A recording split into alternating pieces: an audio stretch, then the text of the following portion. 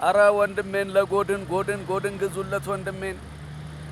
በጣም አፍኖሃል ማለት ነው አዎ አሞኛል በጣም አዎ ምን ሸቶ ነው አቧራው ነው አቧራ ሽታ ምናምን እሱ አይወድም ህመም